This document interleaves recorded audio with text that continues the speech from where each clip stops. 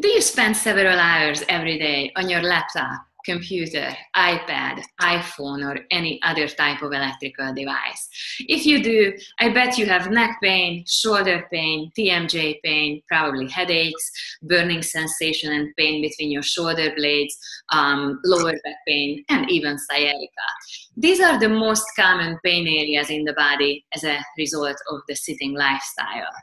My name is Eva Venes, owner of Pain Free for Life Pilates and Corrective Exercise Studio. I'm located in San Diego, California, and I specialize in working with people who suffer from chronic pain and or have some kind of chronic condition. I would like to introduce my special guest today, Dr. Chris Brew, owner of Vitality Chiropractic in San Diego, California. Dr. Chris and I share many clients, and we both see the damage the sitting lifestyle can cause to the human body. We both see a common pattern. Our clients, patients walk in through our door, they have a tremendous amount of pain. They don't know where the pain came from, what causes it, and how to eliminate it. In our discussion today, we would like to shed light on how the sitting lifestyle causes chronic pain in the body. Dr. Chris, thank you so much for being here with us today. I would like to welcome you on the call. Thank you so much, Ava. My pleasure. I'm very excited to be here with you guys today. Dr. Chris, would you say a couple of words of what you see in your chiropractic practice when people walk in with chronic pain, where it comes from, what you do, how you can help them eliminate it, and overall just share your knowledge with us. Sure, Ava, my pleasure. Yes, many, many times I see patients come into the office who have desk jobs and they sit most of the day for a living, and they become stagnant. They begin to have postural distortion that happens in their body. Their spines become more immobile and their muscles begin to deteriorate. A lot of different things start to happen with their body that then creates these patterns of pain. And so one of my jobs is to do a full spinal analysis and postural analysis to find out what's happening and why it's happening.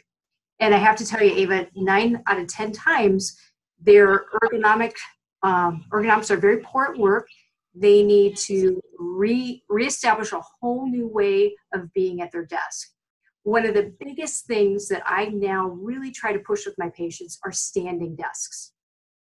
We know that the research tells us most of us sit about 13 to 15 hours a day.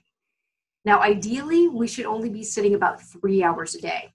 Now, Ava, you and I are really lucky because our jobs, we're constantly walking, we're constantly moving. So we have this rare opportunity to be able to teach people all these great things that we know. So yeah, a lot of analysis in the beginning to figure out where the breakdown is happening in the body. And I specifically look for misalignments in the spine too that are created by these postural distortions. So yeah, full analysis and then figuring out how we can change these problems. You know what I was just thinking about, Dr. Chris, that maybe some people are listening to us and they don't even realize what kind of postural changes, postural deviations we are talking about. So hopefully I can mimic it if I really try. I'm sure when I'm lazy, I sit just like that. So when you sit at your desk or when you're watching TV, when you're on your laptop, your iPad, your iPhone, the shoulders tend to hunch forward, right? Correct. Forward. Then the upper back gets rounded. I'm going to move my head out of the way. So as our viewers can see, my chest is closing in, my shoulders are rounded, I have a big hump in my back, and my head is hanging somewhere in front of my body. So yes, these are the postural deviations that we are talking about caused by a sitting lifestyle. These poor postural patterns basically sooner or later will manifest in pain. Absolutely. And there's a name for this posture. It's called upper crust syndrome, which means that people will end up with a very tight chest and painful upper traps, levators, also really tight because the shoulders are being shrugged up. On the other hand, the muscles on the front of the neck, the muscles that are supposed to bring the head back on top of the body, and the muscles that are supposed to bring the shoulders back and the shoulder blades down on our back, they get really weak and stretched out. Correct. There's this big muscular imbalance in the body when certain muscles are constantly loaded because we shrug up and we close in. Then other muscles are constantly being pulled on and stretched, and neither one feels good. Our muscles don't like to be constantly working or constantly stretching. In an ideal world, there should be this beautiful balance in the musculature when the muscles know when to contract, the opposing muscles lengthen, then the lengthened muscles shorten back, and the contracted muscles elongate. There should be this nice synergy in the musculature, but unfortunately life happens, and our bodies just don't work that way anymore. But it doesn't mean that our bodies can just deal with that forever. Sooner or later, these postural changes will manifest in chronic pain in the body. And we were talking about something that we both noticed in our practice a few weeks ago when we got together to speak more about this call that we are doing right now, that many years ago it used to be lower back pain that everybody seemed to have. That was the big epidemic. These days it's neck pain, shoulder pain, upper back pain, much more common than lower back pain. Yes. And I'm actually finding now patients will now begin to have numbing and tingling down into their arms and their hands, loss of grip strength in their hands. And this is all due to the postural distortion, the misalignments in their spine, due to these chronic patterns that they've developed. So, really our job, Ava, is to help the body and help our patients and clients learn new habits, right? Learn to be a different way. And, when we were having our conversations, we talked about, okay, well, what are some great solutions? How do we address this, right? From my perspective, I'm adjusting the spine. I'm making sure that there's a lot of mobility in the vertebrae, which then helps the muscles relax and everything can begin to heal. I'm fitting my patients with seated postural correction, where when they are at work seated, they're able to help their body change their posture. I'm suggesting people, like I mentioned before, get standing desks. Let's get people standing more, because that's really a big part of it. And one of my patients, we had a great conversation recently. She said she takes her staff out for walking meetings. So they no longer sit at the conference table, and they get out, they walk, and they have their meeting. And I loved this idea. So now I'm really trying to encourage the managers that I take care of to do that with their staff as well. So I know when we were speaking, you have some great solutions too that you recommend for your clients. Definitely. I always encourage everyone to do some homework at home besides what we do here in the studio together. Because if we get together for, an hour-long Pilates or corrective exercise once a week, but my client sits for 15 hours a day, the 1 hour of Pilates is not going to change their pattern. So it's very, very important that people constantly check in with themselves and correct their posture, because if they slump back to where they were, no matter how much we stretch, how much we strengthen, how many times they get adjusted a week, right? They're still going to shift back to their old patterns, and the chronic pain cycle is not going to break. So it's very important to pay attention to your posture. You have to realize where your head is, where your shoulders are, how to straighten your spine, engage your abdominal muscles, engage your spinal erectors, so you're actually in an upright position fighting gravity as opposed to constantly giving in to gravity. Gravity is something that we all have acting on our bodies, and if we don't fight it successfully, then it's going to pull us forward and we'll bend forward, our muscles get overly tight, other muscles get overly elongated. It's very important to pay attention to that. Stand up tall, pull your shoulders back, bring in your chin. Also, there are certain things that you can do at home or you can do at work just to revitalize your body and straighten out. So for example, get a foam roller, roll out your upper back, roll out your lower back, roll out the glutes. You can lay down on that foam roller and do some chest opening stretches. Just open the elbows up to the side. It's going to open up those tight muscles on your chest. Also, you can incorporate some of these techniques in the office as well. You don't even have to take time in your free time after work. So, for example, as you're sitting in the chair, raise your arms up in the air, draw the arms back as far as you can. That's going to straighten out your thoracic spine. And then, in the same time, you can raise one of your arms and just reach over your head to bend your spine to the side.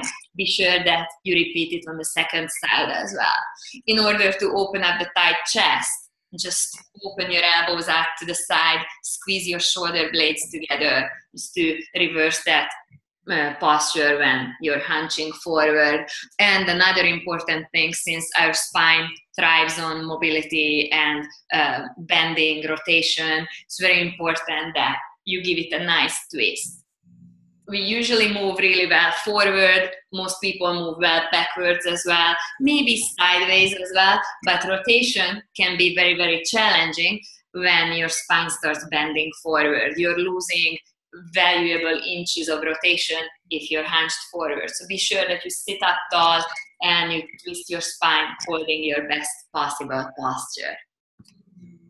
And these are all techniques that anybody can do anywhere, sitting on the couch at home, sitting in an armchair, working in the office.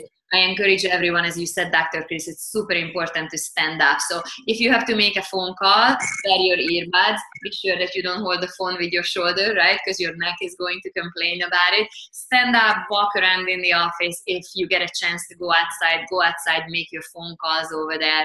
If you're reading emails, you don't necessarily have to sit in front of your computer. Stand up, you can still read them. Use every possibility, every chance you have to change that sitting pattern. Get out of your chair, move your body, and it's going to be very, very thankful for that. You know, Ava, you bring up a really good point. You know, the chair is so important as far as our posture. And again, I see a lot of patients who talk to me about what they're sitting in, and it's very evident that they're not fitted correctly for their chair. Another point I'll bring up too before I get into the chair is that they found new research that shows we need to get up more than once an hour. We actually have to get up and move every 50 minutes to make sure that our metabolic processes are engaging and that we're staying healthier. So one of the important things when you're looking at a chair and making sure you're fitted right is I like to go with the 90-90 rule. So your knees want to be bent at a 90-degree angle. Your hips want to be at a 90-degree angle. And of course, you want to make sure that the back of the chair is really supporting you well, you know, and that maybe it's not cutting you off midway at your thoracic spine. That's actually coming up high enough to give you that support. And then as far as the length of the seat of the chair, you always want to make sure you have 3 fingers between your knees and the back of the chair. And again, many times people are in a seat that's way too short for them or way too long for them. And then again, they're having to readjust their posture in such a strange way. It's perpetuating that distortion in their body. Another thing too is make sure your chair has mobility to it. They're making new chairs now that you can constantly have movement in them. So those are some really basic, simple things to look for with your chair. And I always encourage my patients too, if they don't have a chair that fits them right and they can't change it, you know, talk to your supervisor and get the chair that's going to fit right. Exactly. I would like to mention the kind of chair I have. It has a really tall back support, and I can lay my head against it. And, you know, I don't spend multiple hours in my desk chair every day, but still, even that 1 hour in the evening when I go through emails or when I type up a newsletter or something, it just feels so good to sit back in the chair and have my head supported by the back of the chair. As opposed to, it's so common that office chairs, they sort of just end in the middle back. So they leave the upper back and the head unsupported, and maybe it doesn't feel uncomfortable in the first, you know, hour or so when somebody sits down, but for 8 hours or 10 hours every single day of the week, Monday through Friday, that can be very, very tasking on the body. So if you get a chance, I suggest that you get a chair that has a little bit taller back so you can rest your head and bring your shoulders back against it. Absolutely. Also, since Chris and we share so many clients and patients, I think I can say that we always see much more improvement in those clients and patients who they choose to do something about their health, and they don't just rely on medication or just one kind of treatment or the other. It's very important to be proactive. If you see good results from chiropractic, also you're going to hold your adjustments much better if you do strengthening, and vice versa.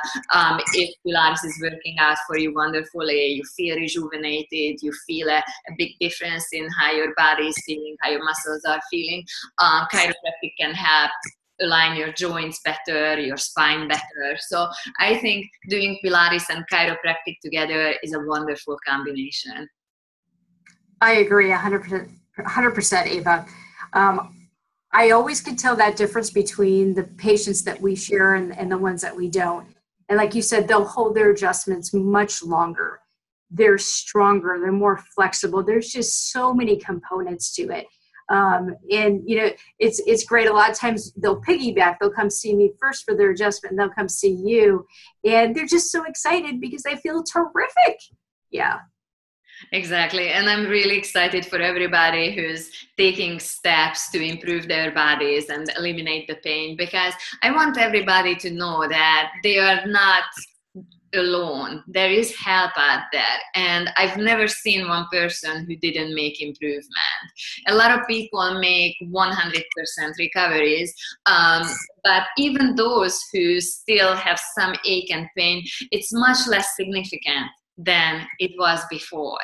And if you're watching this video right now and your neck is hurting, you're suffering from migraines, you have back pain, I want you to know that there is help, and you can do a lot with our help to improve your health.